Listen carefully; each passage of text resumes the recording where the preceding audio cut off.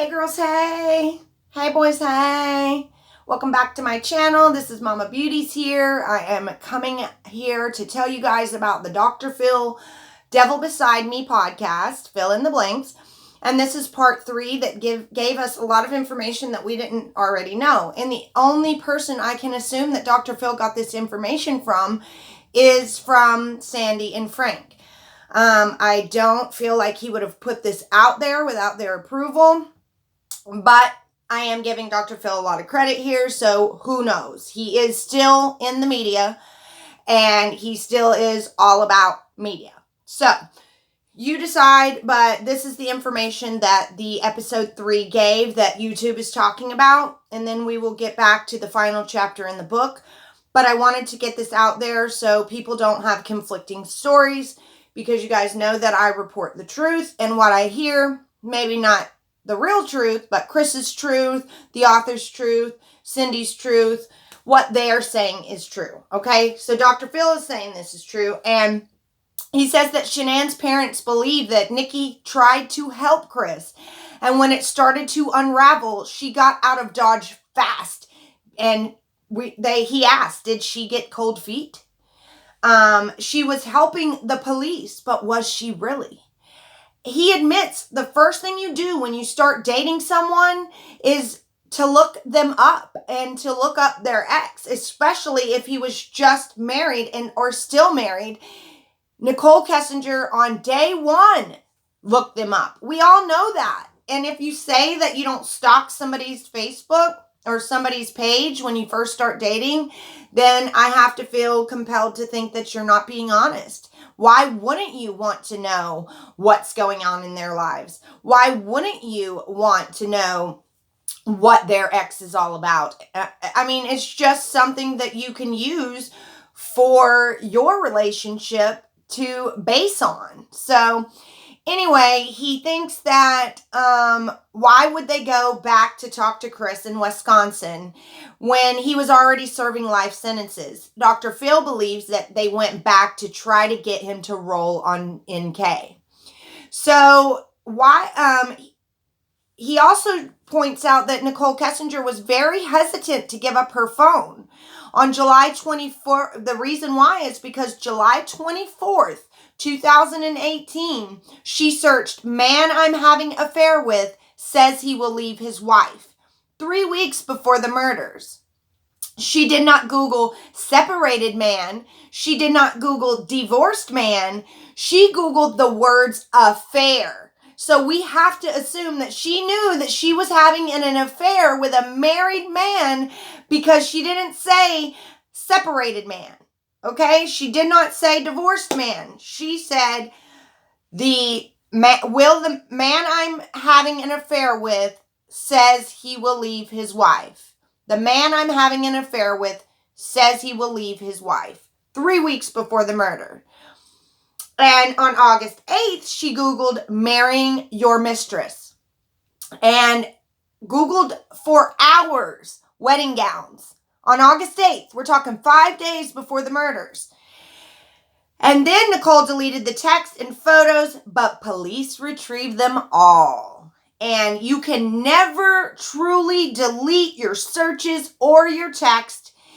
If you have nothing to hide, NK, why did you delete them?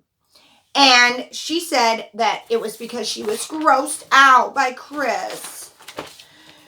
She Googles all these things, but don't stalk their Facebooks? Wonky, right? 2 days before the murder, Chris texts Nikki, calling her his sexy empanada.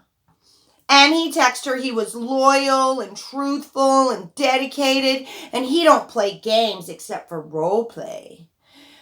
He texted her that he craves being in her life, not just sex.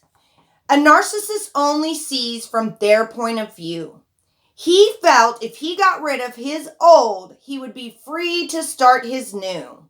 He writes to NK in her birthday card that things will happen this year and dreams will come true. Was this talking about his murder plan? Only nightmares came true. Shanann bought a self-help book to try to help fix her marriage, and Chris threw it in the garbage without even looking at it. I wonder how much Nicole knew. And Dr. Phil wonders if someone whispered to her these words: if he will do it with you, he will do it to you. And that spooked her, so she ran. Sandy says she knows if Shanann knew he was not willing to try, that she would have gotten out of there. She would have saved her dignity and hightailed it back to North Carolina. But remember, Chris never told her he didn't want to try. At first, NK said she told no one about Chris. But 2 days later, she admits about texting Charlotte about Chris just one day before the murders. In these very texts, she tells friends that the one thing she did not like about Chris is that he already had children. She felt she would always be second. I wonder if she expressed this to Chris before he murdered them. Did this drive him to do it? If he thought he might lose her because of his wife and children, is this the reason why he felt like he had to annihilate them? Was that what the 111-minute call was the night before the murders? Her tears in her interview where she cries, "Oh, baby," is fake. Completely fake. And you can tell. So she says that his cheese fell off his cracker long before they met. Well, if that's so true, then why did you fall in love with him? If that's true, when did you tell Charlotte? Why did you tell Charlotte that he seemed too good to be true if his cheese fell off his cracker long before you met? She kept remembering things and calling the detectives back and getting them little pieces here and little pieces there. She spoke to him all day, the day after the murders. At 3:35 the next day, he texts her his family is gone. And NK says he did not seem concerned and remained vague and was evasive. She told the police he kept trying to change the subject. She Googled all these things, but she never stalked their Facebooks. Hogwash. 2 days before the murder, I'm sorry, I went to the wrong part. NK told the police about an eerie call the night after the murders with Chris. She said he was laying on a mattress without sheets, and he told her he was cleaning to keep busy. He told NK that he had to wash the kids' sheets because they smelled bad, and NK told the agents this. He told NK the blankets were missing from the girl's bed, and NK told the police that Chris told her that he did not know that Shanann was pregnant either until the day that she was found missing, and that the baby was not his. She says this is when she knew Chris was a liar. And she asked if the media was going to get her name, and we all know she was just worried about the Google searches that she had deleted and the fact that she got caught dumping data. She searched them for hours daily after the murders.